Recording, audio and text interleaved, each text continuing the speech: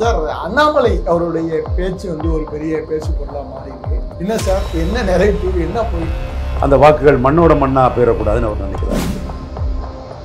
பல்டி சாமியா இருக்காரு, பல்டி அடிச்சிருக்கிறாரு. பிரியன் பல்டி அடிக்கலன்னு சொல்றீங்களா?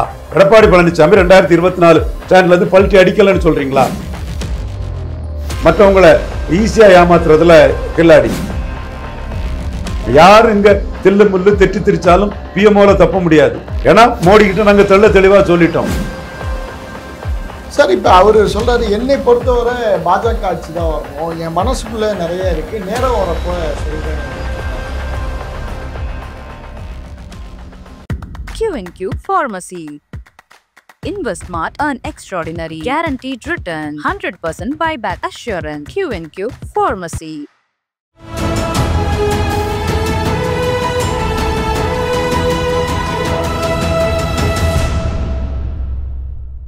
தமிழ் நிறம் நேயர்களுக்கு அன்பு வணக்கம். மீண்டும் உங்களை சந்திப்பதில் மிகுந்த மகிழ்ச்சி. இன்றைக்கு நம்மிடையே அரசியல் விமர்சகர் திரு ரவீந்திரன் துரைசாமி சார் அவர்கள் நம்மோடு இணைந்திருக்கிறார். வாருங்கள் நேயர்களே, சார்ட்ட பேசலாம். வணக்கம் சார். வணக்கம் டேனியல், எப்படி இருக்கீங்க சார்? நல்லா இருக்கும் தம்பி. Okay sir. சார், அண்ணாமலை அவருடைய பேச்சு ஒரு பெரிய பேசு பொருளா மாறி இருக்கு. 2026 பாஜக ஆட்சி அமைக்கும் அப்படின்னு சொல்றாரு. என்ன சார், என்ன நெரேட்டிவ், என்ன போயிட்டு இருக்கு? இல்லை, அவர் சொன்னதில் தப்பு இல்லை. ஒவ்வொருத்தரும் அவருக்கு கட்சி ஆட்சி அமைக்கணும் தானே நினைப்பாங்க. அவர் யாரையாவது பிடிச்சி ஒரு எம்எல்ஏ ஆனால் தான் மட்டும் எம்எல்ஏ ஆனால் போகும் நினைக்கக்கூடிய தலைவர் அல்ல. கட்சியை மேலே கொண்டு வரணும்னு நினச்சவர். அதனால் ஜெயலலிதாவை ஊழல் பேர்வழின்னு சொன்னார். எனக்கு உடன்பாடு இல்லைனாலும் பேரறிஞர் அண்ணா பெருந்தகை பசுமன் ஐயா முத்துராமலிங்க தேவரோட அந்த ஆன்மீக அந்த இஷ்யூவில் மதுரைக்கே வரலைங்கிற மாதிரி ஒரு விமர்சனத்தை வச்சார். ஜெயலலிதாவுக்கு ஊழல்களை கடுமையாக சாடினார். ஒரே குட்டையில் ஊரிய மட்டைகள்னு பெருந்தலைவர் காமராஜ் சொன்ன அந்த கருத்தை விக்கிரவாண்டியில் முன்னிறுத்தி அவரும் அன்புமணியும் விக்கிரவாண்டி வீதிகளில் மாம்பழத்தை காட்டிக்கிட்டு போனாங்க. தென் கூட்டணி ஆட்சி, இதுலேயும் பெருந்தலைவர் காமராஜ் பிறந்தநாளை எல்லா இந்திய தலைவர்களை வச்சு கொண்டாடினாங்க. அப்படிப்பட்ட அந்த வாக்குகள் 18% வாக்குகள் இன்னைக்கு காணாமல் கரைஞ்சி போயிடக்கூடாதுன்னு நினைக்கிறாரு. அந்த வாக்குகளுக்கு உருவம் இல்லாமல் போயிடக்கூடாதுன்னு நினைக்கிறாரு. ஏதோ 1-2 ஒரு எம்எல்ஏ ஆனால் போதுன்னு அந்த வாக்குகள் மண்ணோட மண்ணாக போயிடக்கூடாதுன்னு அவர் நினைக்கிறாரு. ஸோ அந்த வாக்குகளுக்கு உரிய மரியாதை கிடைக்கணும்னா 11.4%, 19.4% என்டிஏ அல்ல, இரட்டை இலை தாமரை, குறைஞ்சபட்சம் 2 இரட்டை இலைக்கு ஒரு தாமரை நிற்கணும். அதை விட பலம் வருது. 19.4 பாதின்னு சொன்னால் அது 9.7, இது 11.4 இருக்குது. அதையும் தாண்டி இங்கே இதுக்குள்ளே 1.7 கூடுதலாக இருக்குது. அப்போ உங்களுக்கு பாதியும் பாதிக்கு மேலே 10 சீட்டு, 20க்கு 10ன்னா 12 சீட்டு வர வருது. 11.7ன்னா 20 சீட்டு எடப்பாடி பழனிசாமிக்குன்னா இவங்களுக்கு 12 சீட்டு வர வருது. 11.4, 19.4, 11.4, எனிவே 11 சீட்டு குறையாமல் வருது. அவர் 10 சீட்டாவது 20க்கு இருக்கணும்னு நினைக்கிறார். ஸோ அந்த இடத்துக்குள்ளே அவருடைய நோக்கங்கள் சரியானது. பாஜக தலைவர்கள்ட்ட அவர் சொல்கிறது நியாயமானது. ஏன்னா Edappadi very tough and hard bargainer. சாதாரண ஆள், பலகீனமானவர், பலம் இழந்துட்டார். அவர் பலம் இழந்துட்டாருங்கிறதுல மாறுபட்ட கருத்து இல்லை. தன் நிலைப்பாட்டை விட்டு மாறினதுல அவருக்கு இமேஜ் போயிட்டு சவுக்கு சங்கரோ, ரங்கராஜ் பாண்டேயோ, சுமன் ஸ்ரீராமரோ, பிரியனோ யாரும் மறுக்க முடியாது.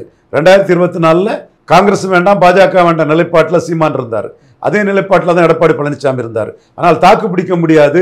அண்ணாமலை சீமான சீஃப் மினிஸ்டர் மோடியை பிஎம்ஓ மூலமாக சொல்லிடுவாருங்கிற அச்சத்தில் அவர் நிலைப்பாட்டை எடுத்து மாறி இருக்கார். பல்டி சாமியா இருக்காரு, பல்டி அடிச்சிருக்கிறாரு. பிரியன் பல்டி அடிக்கலன்னு சொல்றீங்களா? நீங்க நியாயமானவர், நாணயமானவர் சொன்னா எடப்பாடி பழனிசாமி 2024 ஸ்டாண்ட்ல இருந்து பல்டி அடிக்கலன்னு சொல்றீங்களா? நீங்க ஹை பிச்சில் நீதி, நேர்மை, அறச்சீற்றம் எல்லாம் பேசுவீங்க கேட்குறேன். ஸோ அப்போ அவர் பல்டி அடிச்சிருக்கிறார்.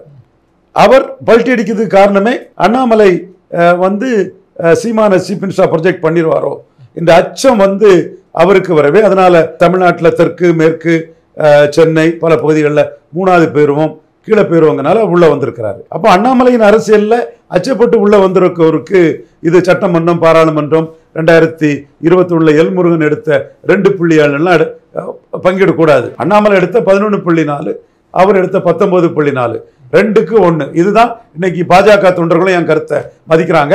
யார் இங்க தில்லு முள்ளு தெட்டி திரிச்சாலும் பிஎம்ஓல தப்ப முடியாது. ஏன்னா மோடி கிட்ட நாங்க தெளிவா சொல்லிட்டோம். 10% வாக்குக்கு மேல 2026 பாஜக எடுக்கலன்னா 29 எடப்பாடி கலத்தி விட்டுருவார். 24 எப்படி கலத்தி விட்டாரோ அதே மாதிரி கலத்தி விட்டுருவார். எப்படி 2009 அத்வானிக்கு ஷோ எவ்வளவோ கஞ்சி கூத்தாடியும் ஜெயலலிதா ஷோவை மதிக்கலையோ அதே மாதிரி எடப்பாடி பழனிசாமியை ஸ்ட்ரெங்தன் பண்ணி விட்டா 29 மதிக்க மாட்டார். ஸோ அவருக்கு பலம் வந்து 19.4 தான். அதற்கு தக்கன பங்கீடு இருக்கணும் 11.4க்கும் 19.4க்கும் இடையில. இந்த சூழலில் எடப்பாடி பழனிசாமி வெரி டஃப் ஃபார்கெய்னர். மற்றவங்களை ஈஸியாக ஏமாத்துறதுல கில்லாடி. நயனார்லாம் ஏமாறுவார்னு நினைக்க மாட்டேன், நினைக்கல. அவர் எம்எல்ஏ ஆயிட்டாரு, அவரும் வந்து மந்திரி ஆகணும், அதுக்கு தக்கன பாஜக தன் தலைவர் காலத்தில் அதிக சீட்டில் போட்டியிருந்து அவர் நினைப்பாரு. என்றாலும் அண்ணாமலை அளவுக்கு எனக்கு நயனாரை நம்ப முடியல. காரணம் நயனார் வந்து ஒரு கேண்டிடேட் வெயிட்டுக்குள்ள தான் நிற்க முடியுது. அண்ணாமலை மூப்பனார் மாதிரி தமிழக பாஜகனாலே அண்ணாமலை தான். தமிழக பாஜகனால அண்ணாமலை தான். அந்த கைத்தட்டில் பார்த்தீங்களா வானளாவிய கைத்தட்ட அமித்ஷா வரும்போது என்ன கைத்தட்டு? அமித்ஷாவே அப்பதான் தெளிவா புரிஞ்சிருப்பாரு. 4 பேர் அவர்கிட்ட ஏமாத்திருப்பானுங்க, இல்லாதும் பொல்லாதையும் சொல்லி எல்லா ஆளும் மொத்தமா போய் அண்ணாமலைகிட்ட கம்ப்ளைண்ட் பண்ணிருப்பாப்புல. அப்பதான் அமித்ஷா புரிஞ்சிருப்பாரு தமிழக பாஜக அண்ணாமலை தான். தெல்ல தெளிவாது, அதுல எந்த மாற்றமும் இல்லை. சோ இந்த சக்தி வாய்ந்த அண்ணாமலை, தொண்டர்களின் தலைவராக இருக்கக்கூடிய அண்ணாமலை, தமிழக பாஜகவின் முகமா இருக்கக்கூடிய அண்ணாமலை, எதிரி யாரை யாசுறானோ அவனை சார்ந்தவங்களுக்கு நம்பிக்கைக்கு உரியவன்னு அர்த்தம். திராவிட கழகக்காரங்களாம் யாரை யாசுனா அப்ப அண்ணாமலை தானே பாஜக தொண்டர்களுக்கு நம்பிக்கைக்குரியவன் அர்த்தம். சோ இன்னைக்கு வந்து தமிழக பாஜகவின் தொண்டர்களின் தலைவராக இருக்கக்கூடிய அண்ணாமலை பாஜக ஆட்சிக்கு வரும்னு சொன்னாருன்னா அவர் வந்து குறைஞ்சபட்ச சீட் ஷேரிங் 2:1 இருக்கணுங்கல்ல தெளிவா இருக்கிறாரு. இது நியாயமான இதுங்கிறது எல்லாருமே ஒத்துக்குவாங்க. சார், இப்ப அவரு சொல்றாரு என்னை பொறுத்தவரை பாஜக ஆட்சி தான் வரணும், என் மனசுக்குள்ள நிறைய இருக்கு, நேரம் வரப்போ சொல்றேன் அப்படின்னு சொல்றாப்ல. என்ன என்ன என்ன சீட் ஷேரிங் தான் அதுக்கான நேரம். நானும் சீட் ஷேரிங்கை தான் வச்சுட்டு இருக்கிறேன். ஏன்னா நாங்க மோடிக்கானவங்க, அண்ணாமலை மோடிக்கானவங்க. ஒரு சிலர் மோடிக்கு அதிகாரத்துல குளிர் காஞ்சிக்கிட்டு மோடிக்கு அதிகாரத்துல ஆளாயிட்டு ஸ்டாலின் எதிர்ப்புன்னு மோடிக்கு ஓரவஞ்சனை செய்யக்கூடிய தன்மையும் அந்த கெடுமதியும் ஒரு சிலருக்கு இருக்குது. நான் இப்போ ரங்கராஜ் பாண்டே அப்படி இருக்கல தப்பு இல்லை, ஜேவிசி ஸ்ரீராம் அப்படி இருக்கிறது தப்பு இல்லை. ஆனா மோடியால பலன் அடைஞ்சவன் அப்படி இருக்கக்கூடாது. அதுதான் என்னோட பாயிண்ட். அண்ணாமலை மோடியால தலைவரானவர், அவர் மோடிக்கு கரெக்டா இருக்கிறாரு. சோ இங்க வந்து மோடிக்கு பாசிட்டிவா 2 ரெட்டலைக்கு ஒரு தாமரை வாங்கியே தீரணும்னு அவர் உறுதியா இருக்கிறாரு. மற்ற தலைவர்கள் எத்தனை பேர் மோடிக்கு உறுதியா இருக்கிறாங்கிறது எனக்கு சொல்ல தெரியல. சீட் ஷேரிங் வரும்போது அது பார்க்கலாம் எப்படி இருக்குங்கிறது நம்ம அதுக்கு தெளிவா தெரியும். அப்ப இவர் பேச்சுல இருந்து பார்க்கிறப்ப ஆன்டி எடப்பாடி அந்த மைண்ட் செட்ல ரொம்ப தெளிவா இருக்கிறார். ஆன்டி எடப்பாடி எல்லாம் ஒண்ணும் இல்ல, வரத்துக்கு ஏற்ற சீர்ப்பு இடம் வேணும். எடப்பாடி பலகீனமானவர் தானே, எடப்பாடி பலகீனமானவர் தானே. என்ன பாராளுமன்றம் வேறு சட்டமன்றம் வேறுனா உடவங்கோடு இடைத்தேர்தல 4வது போனாரு. சீமான் ஜெயலலிதா உயிரோடு இருக்கும்போது நோட்டா கீழே நாம் தமிழர் வாக்கெடுத்து இன்னைக்கு நாம் தமிழர் கீழே 4வது போயிருக்குது. ஏன் கன்னியாகுமரி மக்களவையில் 4வது போயிருக்குதே? 4% ஓட்டு தானே, 4% ஆஃப் ஓட்ஸ். எப்படி ஜெயலலிதா உயிரோடு இருந்தா 15% வாக்காவது எடுக்க மாட்டாங்க? திருநெல்வேலியில் 8, சேலத்தில் 38, விழுப்புரத்தில் சிதம்பரத்திலையும் 35-36. அப்போ அதிமுக வந்து ஜாதி கட்சி தன்மையில ஆயிட்டு 10.5 கொடுத்ததுனால இந்த இடங்கள்ல வந்து 35% வாக்கெல்லாம் எடுக்கிறாங்க. அங்க 10.5ஆலையும் பன்னீர்செல்வம் நீக்கத்தாலையும் 8-9 கீழே போறாங்க. சீமானுக்கு ஈக்குவலா இருக்காங்க. நீங்க கூட்டணியா தான் எடுத்திருக்கீங்க, சீமான் தனிச்சு அதை எடுத்திருக்கிறாரு. இன்னும் சொல்ல போனா சீமான் வந்து உங்களை விக்கிரவாண்டியில நிற்காத எடப்பாடி பழனிசாமியை வன்னியர் அல்லாத தமிழர்கள்ட்ட பலகீனப்படுத்திட்டாரு. சீமான் தாயா ஹீரோ போல்டா நிற்கிறான். ராமதாஸை கண்டு, பாமகவை கண்டு, அன்புமணியை கண்டு பயந்து எடப்பாடி பழனிசாமி இடத்தை காலி பண்ணிட்டாருங்கிறான். அதே மாதிரி இங்க ஈரோடு கிழக்குல நிற்காதலையும் கொங்கு வேளாளர் அல்லாத தமிழர்கள்லாம் சீமான் தாயா ஹீரோ, எடப்பாடி பயந்து ஓடிட்டாரு, ஈர்ப்பு சக்தி இல்லாதவர் களத்துக்குள்ள நின்னாருன்னா அவருக்கும் சீமானுக்கும் வந்து பெரிய டிஃபரன்ஸ் இருக்காதுங்கிறத ஓடிட்டாரு. அப்ப இந்த அளவுக்கு பலகீனமான ஒருத்தரை எம்ஜிஆர் ஜெயலலிதா மரியாதை ஏன் கொடுக்கணும்? உங்க 19.4க்கும் எங்க 11.4 இடையில சீட் ஷேர் பண்ணிக்கொண்டு தான் கேட்கணும். இதுதானே கரெக்ட். ரங்கராஜ் பாண்டே இதைத்தானே நியாயம்னு சொல்லணும், சொல்ல மாட்டேங்கிறாரு அவரு. அப்ப என்ன நோக்கம் அவருக்கு? சார் என்ன கள்ளத்தனம் இருக்கு? சார் இப்ப இதுல வந்து அண்ணாமலைக்கு அமித்ஷா மேல வருத்தம் இருக்கும். தான் வந்து பாஜக ஆட்சியை கொண்டு வருவோங்கிற ஒரு பெரிய திட்டத்தோட போயிருந்தேன். ஆனா அதுக்கு வந்து அமித்ஷா அல்ல அவங்க டீம் நீங்க சொன்ன குறிப்பிட்ட மாதிரி ஒரு தப்பான இன்புட்டால வழிகாட்டப்பட்டோம் தமிழக பாஜக. அல்டிமேட்டா என்ன கெயின்னு பார்க்கணும். சீமான மோடி பிரதமரா, மோடி முதல்வரா சொல்லுவாரு, நான் நான் தான் ஆரம்பிச்சேன். அப்ப டிக் அடித்த விஜய் துணை முதல்வர் சீமான்னு ஜான் ஆரோக்கியசாமி அவன் கூலிக்கு மாரடிக்கிறது தப்பு இல்லை. அதுக்குன்னு தான் விஜய் பணம் கொடுத்திருக்காங்க. தினத்தந்தியில கூட கள்ள கப்சாக்களை அளந்து விட்டுருக்காங்க. பலன் நிரூபிக்காத விஜய் கூட யாருமே போக மாட்டாங்கன்னு சீமான் சொன்னதும் நான் சொன்னதும் தான் இன்னைக்கு ஸ்டாண்ட் பண்ணுது. ஆனா அவங்க கலர் கலரா ரீல்களை மாநாடு போட்டுக்கிட்டு ரீலா விட்டுட்டு இருக்காங்க. மோசடித்தனத்தின் உச்சத்துல இருக்காங்க. அந்த மோசடி பேர்வழிகளால தான் உடனே நான் அடிச்சேன், மோடி சீமான சிஎம்ஆ சொல்லுவாருன்னு சொன்னேன். எல்லாம் பதறிட்டான். அப்ப நான் அடிச்சேன். எங்க மதிப்புக்கு மரியாதைக்குரிய சத்திரியன் குருமூர்த்தி சாக்கடை ஜலம்னாலும் வீடு தீப்பற்றி இருக்கும் போது அணைக்கணும்னு சொன்னாரு. இவர் இல கணேசன் புரோக்கர் மாதிரி நடராஜனை மோடி கிட்ட இன்ட்ரோடியூஸ் பண்ண போனாரு. பொன் ராதாகிருஷ்ணன் பூடம் தெரியாம சாமியாருனாரு. எம்ஜிஆருக்கு பிறகு மாஸ் லீடர் சசிகலான்னு சொன்னார். நான் தான் சொன்னேன் மோடி இன்க்ளூசிவ் அலையன்ஸுக்குள்ள சசிகலா வர முடியாதுன்னு சொன்னேன். இது இன்னைக்கு தீக்கான்னு சொல்லிட்டு இருக்கக்கூடிய போலி பெரியாரிஸ்டுகளுக்கு தெரியல. அந்த இடத்துல நான் சவுக்கு சங்கரையும் தம்பி செந்திலையும் நான் பாராட்டுறேன். தமிழ் குரல் செந்திலையும் பாராட்டுறேன். அவங்க அதை உண்மை ஒத்துக்கிட்டாங்க. ஸோ அப்போ நான் இதை செய்தது மாதிரி செய்திருவணுங்கிறத எடப்பாடிக்கு ஒரு அச்சம் வருது. இதுக்கடையில் அண்ணாமலை வந்து கல் மேட்டர்ல களத்துக்கு வராத சீமானே அண்ணன் சீமானும் கல்லுக்கு ஆதரவா இருக்காருன்னு பாராட்டுறாரு. அண்ணன் சீமான் காசு கொடுக்காம ஓட்டு வாங்கினது பெரிய சாதனை பாராட்டுறாரு. இப்படிப்பட்ட ஒரு சூழ்நிலையில சீமானை வந்து அண்ணாமலை சிஎம் கேண்டிடேட்டா சொல்லிடுவாரோ பிஎம்ஓ சப்போர்ட்டோடன்னு ஒரு எண்ணம் வரும்போது பதறிட்டு 20% உள்ள கொண்டு வராரு. அப்ப அண்ணாமலை தான் சீமானை காட்டி, ரவீந்திரன் துரைசாமி தான் சீமானை காட்டி எடப்பாடியை மோடி கிட்ட கொண்டு வந்திருக்கிறார். நான் சரண்டங்கிற வார்த்தையை ஏன் சொல்லலன்னா 20% மதிச்சு அமித்ஷாவும் எடப்பாடியை சிஎம் கேண்டிடேட்னு சொல்லிட்டாரு.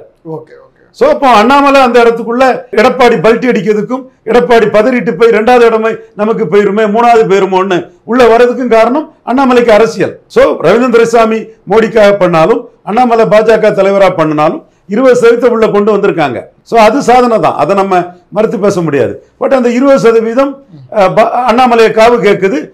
டெல்லி பாஜக காவு கொடுத்துட்டாங்க. சார், தமிழிசை அவர்களுடைய ரியாக்ஷன் அது வந்து ஒரு பெரிய பேசு பொருளா மாறி இருக்கு. அண்ணாமலை அப்படிலாம் பேசக்கூடாது அப்படின்னு சொல்லியிருக்காங்க. அதை மறுத்திருக்காங்களே. ஓகே, 26க்கு பிறகு அண்ணாமலை பவர்ஃபுல் ஆவாங்கன்னு டாக்டர் தமிழிசை நினைக்கலாம். 26க்கு பிறகு அண்ணாமலை பவர்ஃபுல் ஆவாங்கன்னு டாக்டர் தமிழிசை நினைக்கலாம். தப்பு இல்லையே. ஏன் சார் திடீர்னு அவங்க எதிர்க்கிறதுக்கான காரணம் என்ன? இல்ல அது இல்லைன்னு அவங்களே மறுத்தம் பிறகு நம்ம அதுக்கு காரணம் சொல்ல முடியாது இல்லையா? சார், இப்ப கடந்த கூட்டணிக்கு போறதுக்கு வந்து அண்ணாமலை வந்து இது மாதிரி லாஸ்ட் மினிட்ல வந்து பிரிச்சு விட்டாரு அப்படிங்கிற ஒரு குற்றச்சாட்டு. அண்ணாமலை மட்டும்தானா? எடப்பாடிக்கு பங்கு இல்லையா? 12 சீட்டு கொடுத்தா கூட்டணி இருந்திருக்கும். 6 சீட்டு தாண்ட மாட்டானாரு எடப்பாடி. இவர் எங்களுக்கு ஸ்ட்ரென்த் இருக்கு 12 வேணும்னாரு. அண்ணாமலை கரெக்டா தானே போறாரு, தன் கட்சிக்காக தானே போறாரு, சுயநலமா போகலையே. இப்ப இபிஎஸ் வச்சு ஜெயிக்க முடியுங்கிற மென்டாலிட்டியில தான் இப்ப இருக்கிற தமிழிசையா இருக்கட்டும், நயினாரும் இருக்கட்டும், அவங்களுடைய மனநிலை எல்லாம் அப்படிதான். அப்படி பேசிட்டு இருக்காங்க. உண்மை நிலைமை அவங்க மனசுக்கு தான் தெரியும். இதற்கு அண்ணாமலை என்ன சார் எதிர்வினை ஆட்டுவாரு? எல்லாம் அவர் என்னதான் முடிவுல இருக்காரு? தனி கட்சி தொடங்குற மாதிரி. எங்க தனி கட்சி தொடங்கணும்? 26க்கு பிறகு 29ல மோடிக்கு இங்க எம்பி டிக்கெட் வேணும்னா அண்ணாமலைக்கு ஒரு முக்கியத்துவம் கொடுத்து தான் தீரணும். அண்ணாமலை ஒரு சக்திங்க, மூப்பனார் மாதிரி.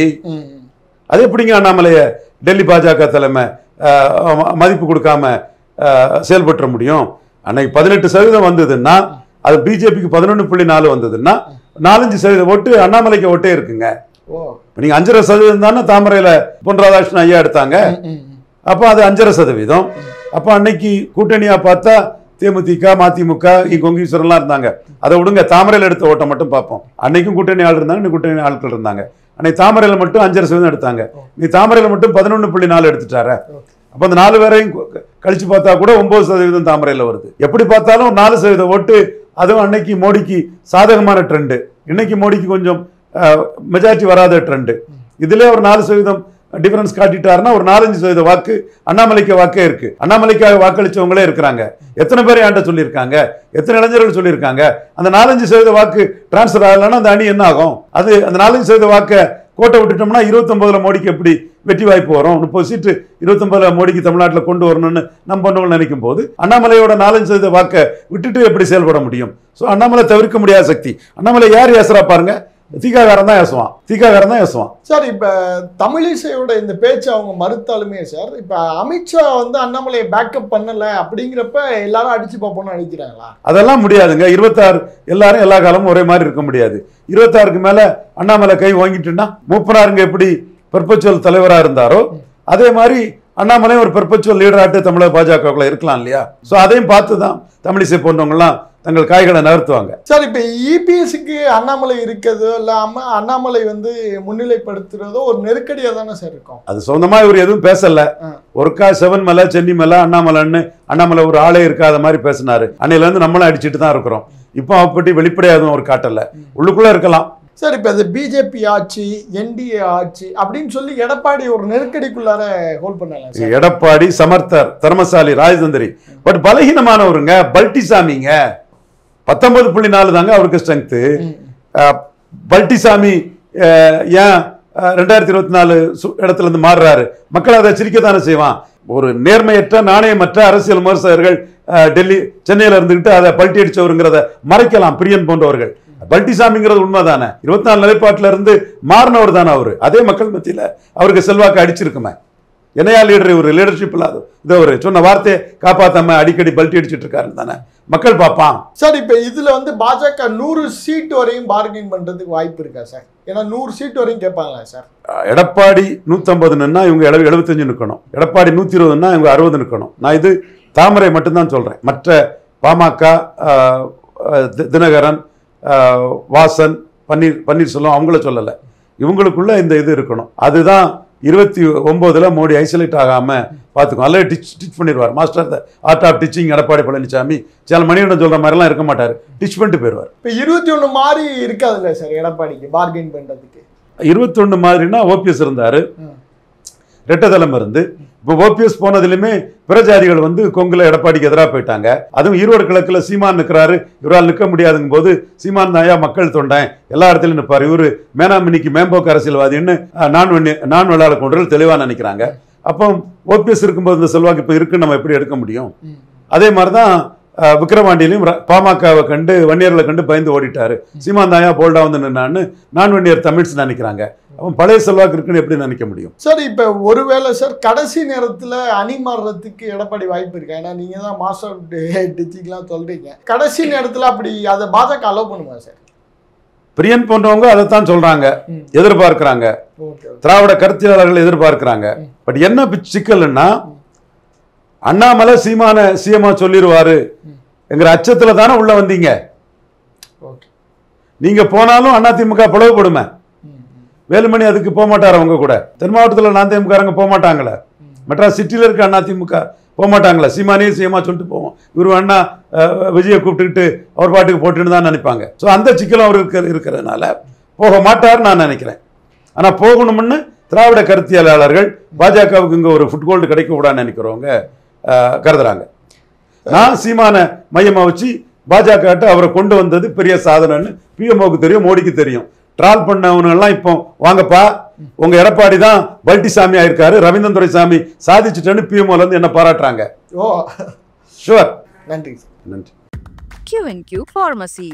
Services available: medicine, optical, diagnostics, audiology. Q&Q Pharmacy.